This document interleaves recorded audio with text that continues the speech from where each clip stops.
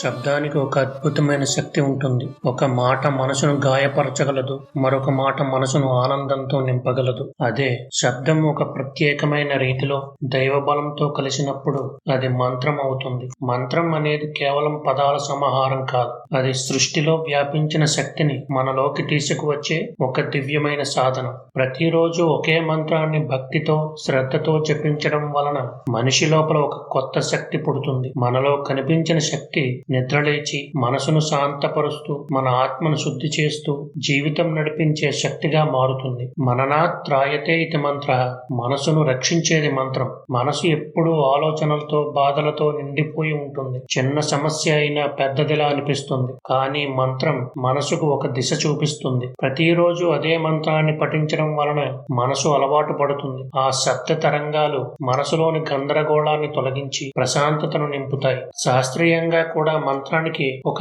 ఆధారం ఉంది. మనం మంత్రం జపిస్తున్నప్పుడు వచ్చే శబ్ద తరంగాలు మన మెదడులోని బ్రెయిన్ వేవ్స్ మార్చేస్తాయి. ఓం మంత్రం పలికినప్పుడు అది నేరుగా నాడీ మండలాలపై ప్రభావం చూపుతుంది. హృదయ స్పందన సవ్యంగా ఉంటుంది. శ్వాస నియంత్రితమవుతుంది. రక్తపోటు తగ్గుతుంది. ఇదంతా కేవలం భక్తి మాత్రమే కాదు, శాస్త్రీయమైన ప్రభావం కూడా. మన శరీరం ఎక్కువ శాతం నీటితోనే నిండిపోయి ఉంటుంది. నీటికి ఒక మెమరీ ఉంటుందని శాస్త్రవేత్తలు నిరూపించారు. మనం మాట్లాడే మాటకు నీళ్లు ప్రతిస్పందిస్తాయని సైంటిఫిక్ గా ప్రూవ్ అయింది. అందుకే మన సనాతన ధర్మంలో సంధ్యావందనం చేస్తున్నప్పుడు, పూజ చేస్తున్నప్పుడు నీటికి ప్రత్యేకమైన స్థానం కల్పించారు మన ఋషులు. నీటితోనే ముందుగా మనల్ని, పరిసరాల్ని మంత్రం చదువుతూ శుభ్రం చేస్తారు. మనం పలికే మంత్రం, ఆ శబ్ద తరంగం మన శరీరంలోని నీటిలో కలిసిపోతుంది. ఆ నీరు మన శరీరంలోని ప్రతి కణానికి ఆ శక్తిని తీసుకువెళ్తుంది. అందుకే మంత్రపఠనం మనిషి శరీరాన్ని, మనస్సును, ఆత్మను ఒకేసారి పవిత్రం చేస్తుంది. యజ్ఞానాం జపయజ్ఞోస్మి, యజ్ఞాలలో నేను జపయజ్ఞాన్ని అని శ్రీకృష్ణుడు భగవద్గీతలో చెప్తాడు. అంటే జపం చేయడాన్ని యజ్ఞం అన్నారు.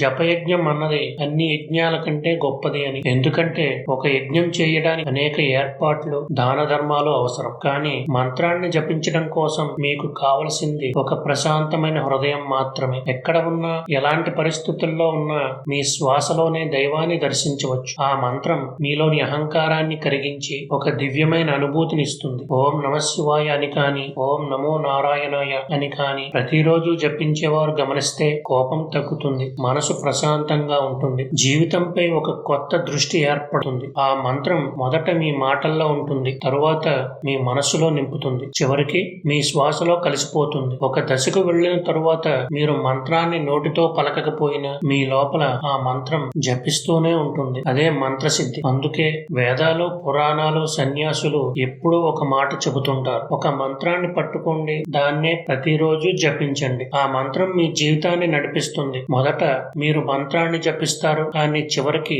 మంత్రమే మిమ్మల్ని జపిస్తుంది. అదే మంత్రశక్తి. మీరు ఎవరిని ఆరాధిస్తారో, మీ హృదయం ఎటువైపు ఆకర్షితమవుతుందో ఆ దేవునికి సంబంధించిన ఒక మంత్రాన్ని ఎంచుకోండి. ఉన్నది ఒకటే పరబ్రహ్మం, రూపాలు వేరు. మన సౌకర్యం కోసం భగవంతుడు అన్ని రూపాలతో వచ్చారు. రోజు కొన్ని నిమిషాలైనా భక్తితో ఆ మంత్రాన్ని జపించండి. కొన్ని రోజులకు మీరు గమనిస్తే మెల్లమెల్లగా మీ ఆలోచనలు మారుతాయి. మీ మనస్సు ప్రశాంతమవుతుంది. మీలో ఒక శక్తి పెరుగుతుంది. ఆ శక్తి భౌతికం మాత్రమే కాదు, ఆధ్యాత్మికం కూడా. అది చివరికి మిమ్మల్ని దైవానుభూతికి, పరమానందానికి తీసుకెళ్తుంది. అదే మీ రక్షణ కవచం అవుతుంది. పురాణాల్లో చూసుకుంటే మహర్షి విశ్వామిత్రుడు మొదట ఒక రాజు, కానీ ఆయన గాయత్రి మంత్రాన్ని జపిస్తూ దీక్షతో, తపస్సుతో సాగి చివరికి బ్రహ్మర్షి స్థితికి పొందారు. గాయత్రి మంత్రం అంత బలం ఇచ్చింది. కొత్త స్వర్గాన్ని సృష్టించే స్థాయికి ఎదిగారు. ఒక మంత్ర జపం మనిషిని ఎంత ఎత్తుకు తీసుకెళ్లగలదో ఇదే సాక్ష్యం. మార్కండేయ మహర్షి, ఆయనకు 16 ఏళ్ల వయసులోనే మరణయోగం వ్రాయబడి ఉంది. కానీ చిన్న వయసులోనే ఆయన శివారాధనలో లీనమయ్యారు. రోజు మహామృత్యుంజయ మంత్రాన్ని జపిస్తూ లింగాన్ని ఆరాధించేవాడు. కాలం తీరిపోయిందని ఆ యమధర్మరాజే తనని తీసుకుని వెళ్లబోతే సాక్షాత్తు ఆ పరమశివుడే వచ్చి తన మరణాన్ని ఆపి చిరంజీవిగా ఉండమని వరం ఇచ్చాడు. అది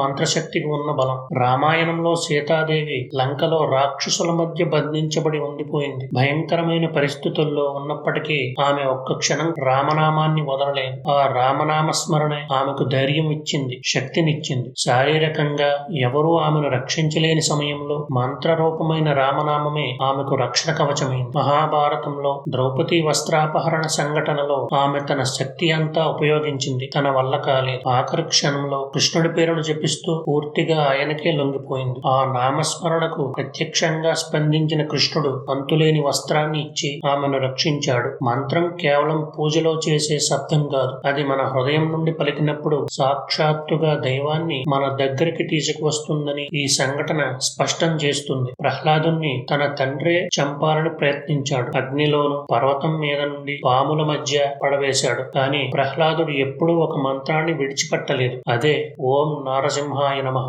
ఆ మంత్రశక్తి వల్లే అతను ప్రతిసారి కాపాడబడ్డాడు. చివరికి ఆ నామస్మరణ వలన నరసింహుడు ప్రత్యక్షమై ప్రహ్లాదుని రక్షించాడు. వశిష్ఠ మహర్షి రుద్రమంత్రాలను జపించి కష్టాలను జయించాడు. భక్తులు నామస్మరణతోనే అపాయాల నుండి బయటపడ్డారు. ఈ కథలన్నీ పుక్కిట పురాణాలు కాదు, మనకు కనబడని తెలియని సత్యాలు. మంత్రం కేవలం పదాలు కాదు. ఒకసారి మన హృదయపూర్వకంగా ఆ మంత్రాన్ని జపించడం మొదలు పెడితే అది మనలో ఒక కవచంలో ఏర్పడి మన జీవితాన్ని రక్షిస్తుంది. ఆ మంత్రమే మనకు బ్రహ్మాస్త్రంగా మారుతుంది. ఆ మంత్రశక్తి రోగాల నుండి మరణం నుండి కూడా కాపాడగలదు. కానీ ఎప్పుడూ అది మన మనస్సును శాంతపరిచి దైవానికి దగ్గర చేస్తుంది. కాబట్టి ఒక మంత్రాన్ని ఎంచుకొని భక్తితో నమ్మకంతో ప్రతిరోజు జపించండి. ఒకప్పుడు పురాణాల్లో మాత్రమే విన్న ఆ అద్భుతాలు మీ జీవితంలో కూడా జరుగుతున్నాయని మీరు గమనిస్తారు. స్వస్తి. ఈ వీడియో మీకు నచ్చినట్లుగా భావించి లైక్ చేయండి, షేర్ చేయండి. మన సనాతన ఇన్ఫో ఛానల్ ను సబ్స్క్రైబ్ చేయండి. సర్వే జనా సుఖినో భవంతు.